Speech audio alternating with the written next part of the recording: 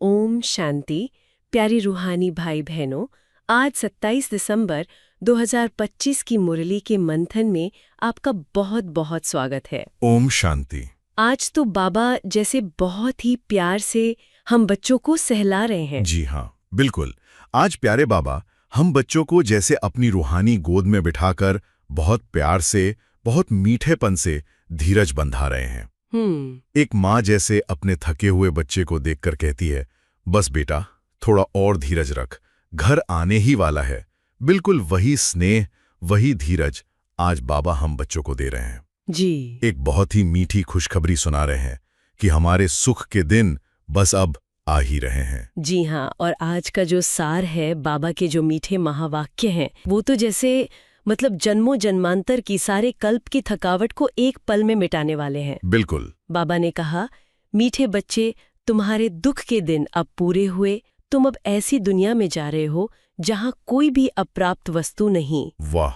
इस एक लाइन को अगर हम अपनी आत्मा में समा लें, कोई भी अप्राप्त वस्तु नहीं। सोचिए जरा। सोचिए, आज की इस दुनिया में तो हर कदम पर, हर श्वास में यही अनुभव होता है कि कुछ ना कुछ तो अप्राप्त है ही, किसी न किसी रूप में। किसी के पास अथाह धन है लेकिन शरीर में स्वास्थ्य नहीं, किसी के पास स्वास्थ्य है तो शायद संबंधों में वो मिठास नहीं है, और किसी के पास सब कुछ होते हुए भी मन में एक पल की सच्ची शांति अप्राप्त है।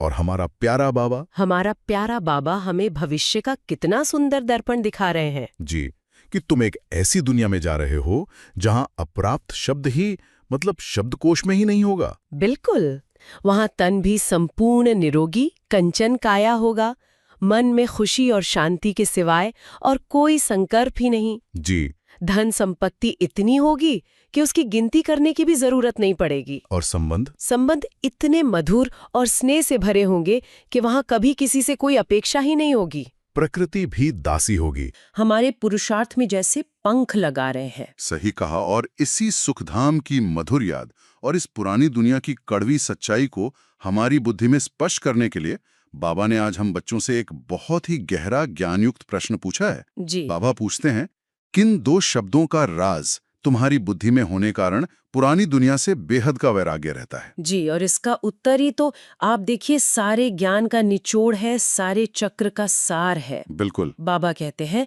उतरती कला और चढ़ती कला का राज। जब हमारी बुद्धि में ये स्वदर्शन चक्र बिल्कुल स्पष्ट हो जाता है कि द्वापर युग से लेकर अब तक मतलब पूरा आधा कल्प हम आत्माएं सीढ़ी उतरती ही आई हैं, नीचे ही आते गए। हमारी कलाएं कम होती गई, आत्मा की शक्ति क्षीण होती गई, हम सतो प्रधान से गिरते गिरते तमो प्रधान बन गए। और अब संगम पर। हाँ, इस संगम पर स्वयं हमारा प्यारा बाबा, हमारा शिव बाबा आकर हमें हाथ पकड़कर वापस चढ़ती कला में ले जा रहे हैं।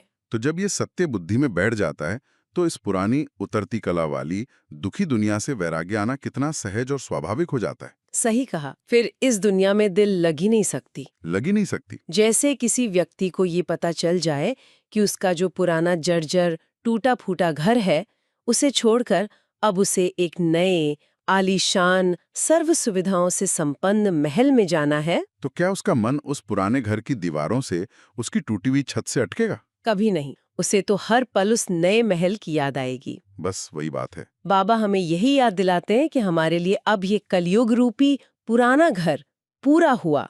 अब हमें अपनी नई दुनिया सतयुग में जाना है। तो फिर इस पुरानी दुनिया से बेहद का वैराग्य रखना बच्चों का खेल हो जाता। जी, और इसी वैराग्य को दृढ़ करने और नई दुनिया की आस को पक्का करने के लिए बाबा ने आज मुरली की शुरुआत ही कितने सुंदर दिल को छू लेने वाले गीत की लाइन से की। धीरज धर मनुआ।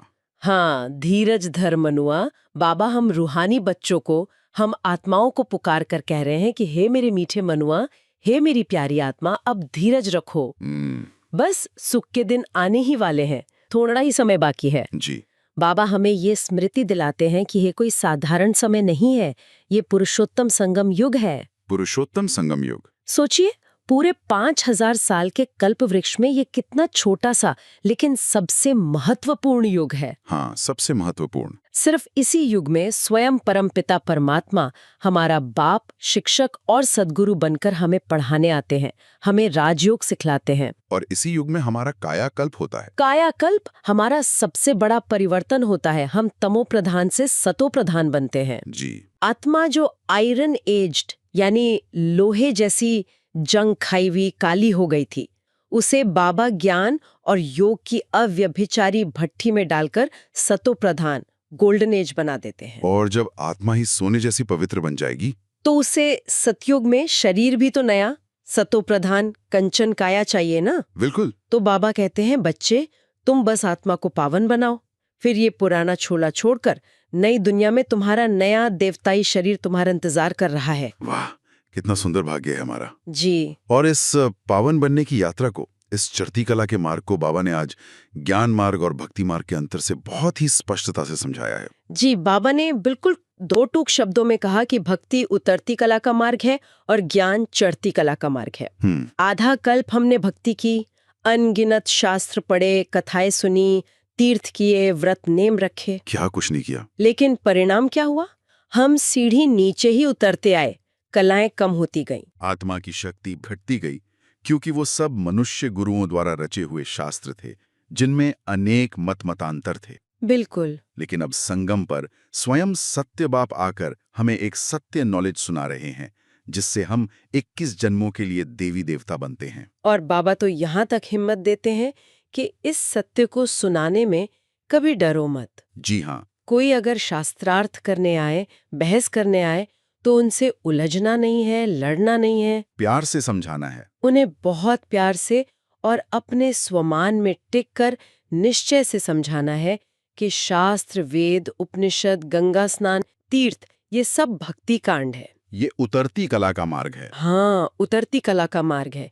इनसे पुण्य तो होता है पर सद्गति नहीं मिलती। सद्गति तो एक ही बाप आकर देते हैं। जी, अब तो स्वयं ज्ञान का सागर बाप आया है, हमें इस भक्ति के विस्तार से निकालकर ज्ञान के सार में स्थित कर चढ़ती कला में ले जाने के लिए। बिल्कुल।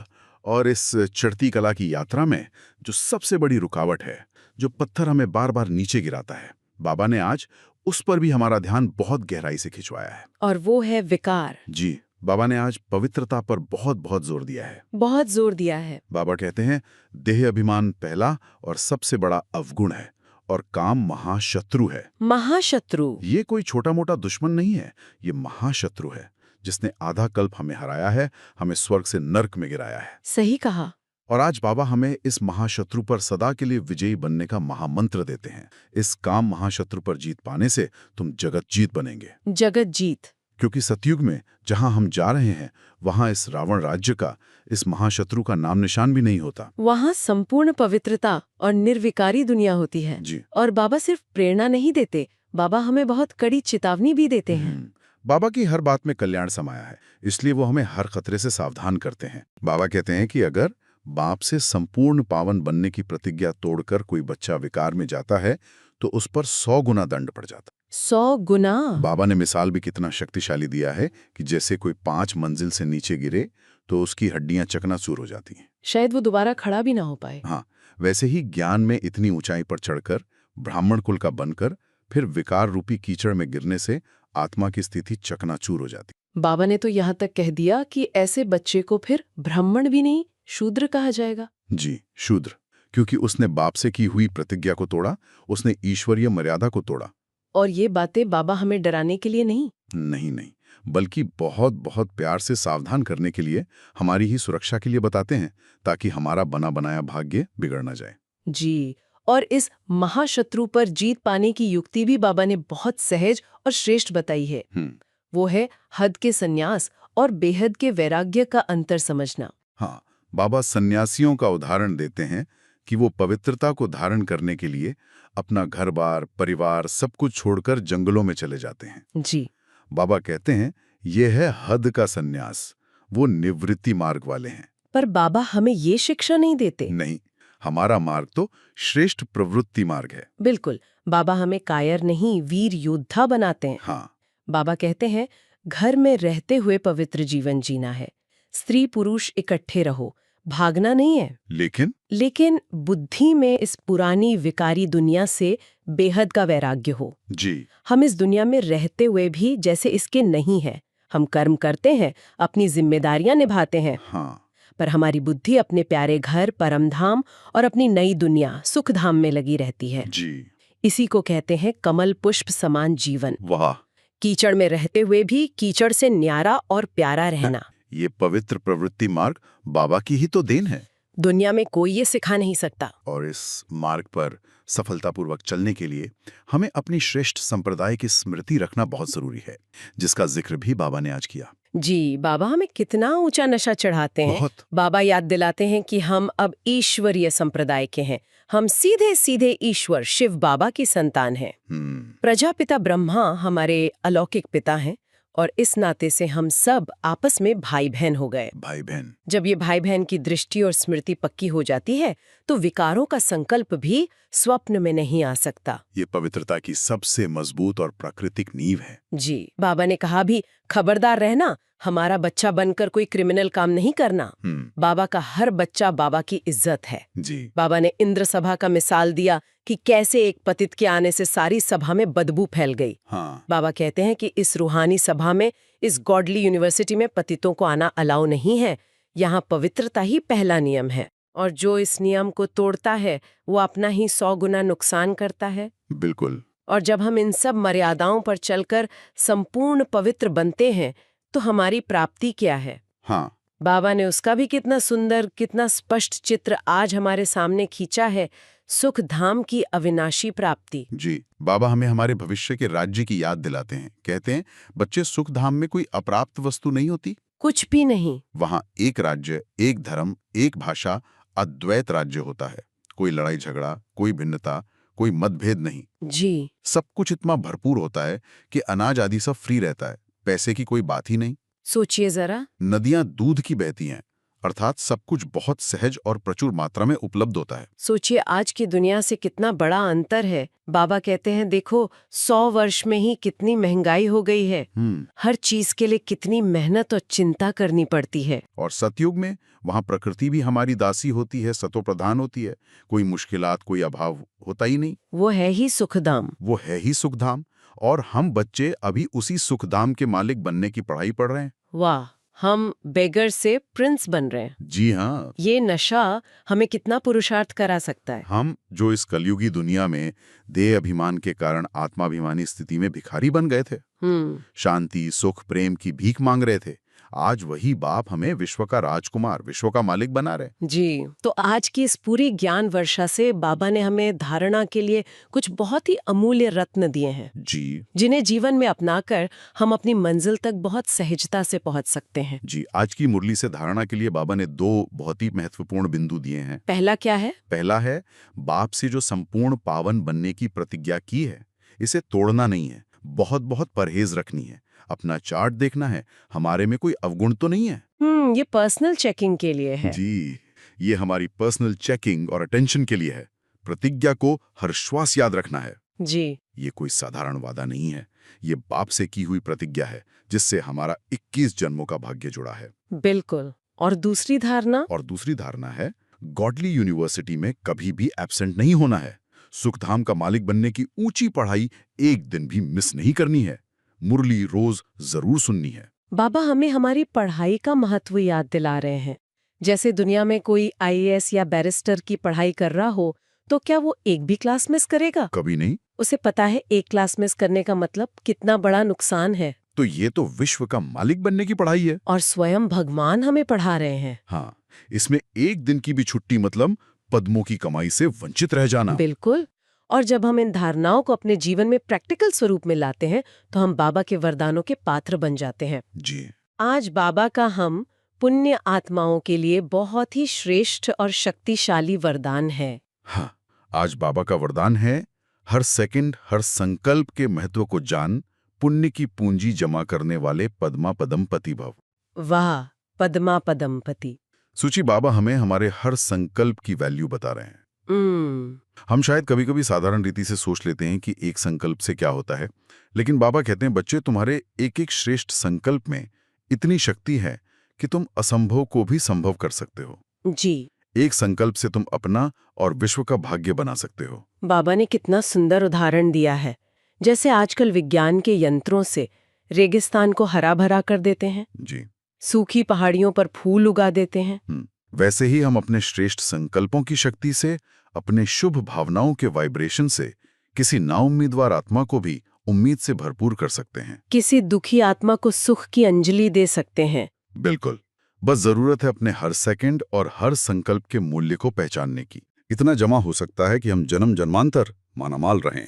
और आज का स्लोगन भी इसी वरदान की शक्ति को कर्म में लाने की बहुत सुंदर प्रैक्टिकल विधि बताता है। जी, आज का स्लोगन है, हर कर्म अधिकारीपन के निश्चय और नशे से करो तो मेहनत समाप्त हो जाएगी। बिल्कुल, ये हमारी कर्म करने के पूरे दृष्टिकोण को ही बदल देता है। जी।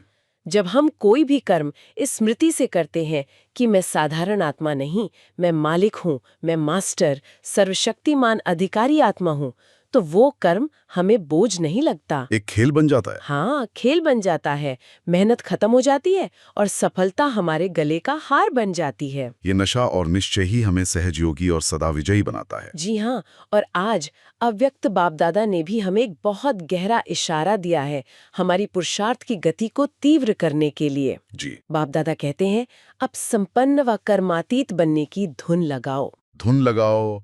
और इस कर्मातीत स्थिति को पाने के लिए बाप दादा ने दो विशेष शक्तियों पर हमारा ध्यान खिंचवाया है। कौन सी? समेटने की शक्ति और समाने की शक्ति। यानी इस ज्ञान के विस्तार को सार में समेटना और दुनिया की हर व्यर्थ बात को, हर परिस्थिति को अपने अंदर समा लेना, हलचल में नहीं आना। जी। और बाप दादा ने कर्म बंधन वाली आत्मा और कर्मातीत आत्मा में कितना सुंदर अंतर बताया है। हाँ। कर्म बंधन वाली आत्मा एक जगह पर ही कार्य कर सकती है, एक समय पर एक ही काम। लेकिन कर्मातीत आत्मा, सोचिए, एक ही समय पर अपने सूक्ष्म शरीर द्वारा चारों ओर सेवा का पाठ बजा सकती है। उनकी स्पीड बहुत तीव्र होती है। सेकंड में जहां चाहे वहां पहुंचकर किसी भी आत्मा को सकाज दे सकती हैं। जी। बाप दादा हमें इसी डबल लाइट फरिश्ता स्थिति का अनुभव बढ़ाने के लिए कह रहे हैं। वाह, कितना ऊंचा लक्ष्य और कितनी श्रेष्ठ मंजिल बाबा ने हमें दी है। जी। चलिए, आज की मुरली से मिले इन सभी अनमोल खजानों को अपने स्वरूप में लाने के लिए कुछ शक्तिशाली स्वमानों का अभ्यास करते हैं। जी। अपनी बुद्धि को सब तरफ से एकाग्र करके बहुत प्यार से मन ही मन मेरे साथ दोहराएं। मैं चढ़ती कला वाली श्रेष्ठ आत्मा हूँ। मैं काम महाशत्रु पर विजयी जगत जीत आत्मा हूँ। मैं सुख धाम का मालिक बेगर से प्रिंस बनने वाली आत्मा हूँ। मेरा हर संकल्प और हर सेकंड पुण्य की पूंजी जमा कर रहा है। मैं मास्टर सर्वशक्तिमान अधिकारी आत्मा हूँ। ओम शांति। तो प्यारे भाई बहनों, आज बाबा ने हमें धीरज और उम्मीद का कितना बड़ा खजाना दिया है। बहुत बड़ा। उन्होंने हमें बार बार ये निश्चय दिलाया है कि हमारे दुख के दिन अब बस खत्म होने ही वाले हैं और सामने सुख की दुनिया, हमारा सतयुगी राज्य बाहें फैलाए खड़ा है, हमारा इंतजार कर रहा है। जी। बस हमें दो बातों पर बहुत बहुत अटेंशन देना है। एक, पवित्रता की जो प्रतिज्ञा हमने अपने मीठे बाबा से की है, उसे श्वासोश्वास निभाना है। यही हमारा सबसे बड़ा श्रृंगार है। और दूसरा, ज्ञान की इस पढ़ाई को, इस मुरली को कभी भी एक दिन के लिए भी नहीं छोड़ना है, क्योंकि यही हमारी आत्मा का भोजन है। हर संकल्प को श्रेष्ठ बनाकर हम अपनी पद्मा पदम पति भाग्य की लकीर स्वयं खींच सकते हैं। अगर आज की मुरली से आपको कोई विशेष प्रेरणा या सम्मान का अनुभव मिला हो, तो उसे अपने जीवन में धारण करें और दूसरों को भी प्रेरित करें। अपने विचार या अनुभव कमेंट में साझा करें ताकि अन्य आत्माओं को भी शक्ति मिले। याद रखें, हर शुभ संकल्प ही विश्व कल्याण की सेवा है। ओम शांति।